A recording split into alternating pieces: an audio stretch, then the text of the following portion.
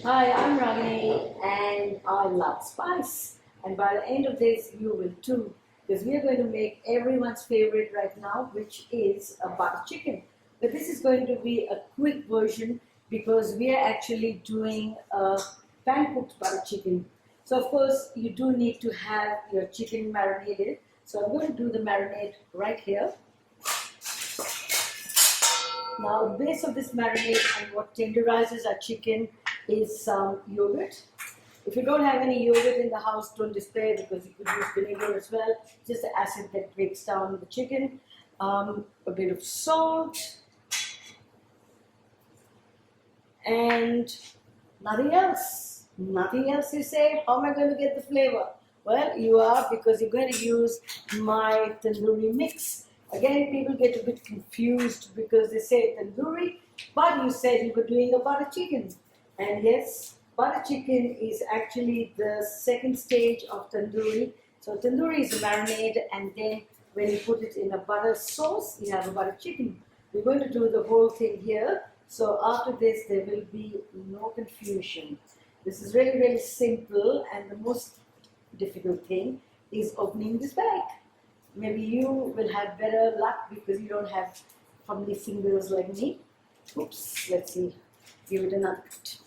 Now these are resealable bags, so if there's anything left over, and there probably will be because this bag does about 12 serves and I'm only doing about 2 right now.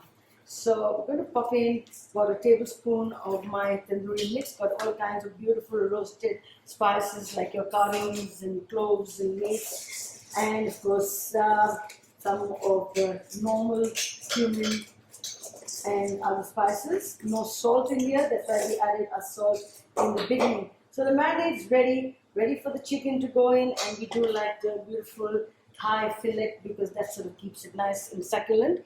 Now I have already got my chicken marinated because unless your chicken's marinating for at least about 2 hours, it's not going to have this full flavor.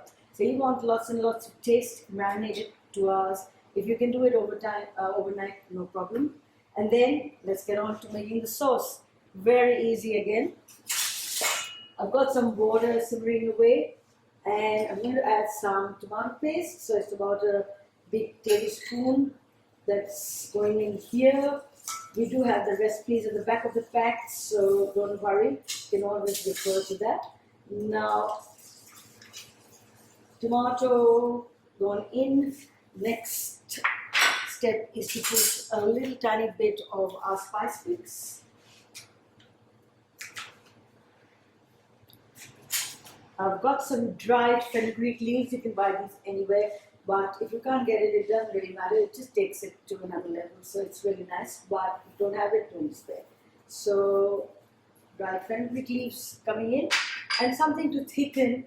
We could use traditionally cream, but because these days so many people can't have dairy, so we're actually using almond cream, which also is lower calorie than normal cream. Yeah, you didn't think that that would be the case, but it is. So some almond cream. This will thicken up our sauce very easily in a matter of minutes, and we can now put in our marinated chicken. But let's have a look at the sauce. That's actually ready. So if we wanted to sort of have maybe beautiful cauliflower makhani, or of course you could do a butter chicken sauce with halloumi cheese, or maybe just with mushrooms. You could do the veggie version as well. And I'm just popping in some of the marinated chicken. That's probably plenty that we need for 2 people. Hopefully you've got all your appetites along because it's going to be delicious. Okay, so we leave that for about 15 minutes. Chicken will be cooked and ready because it's already softened in the marinade. And bon appetit!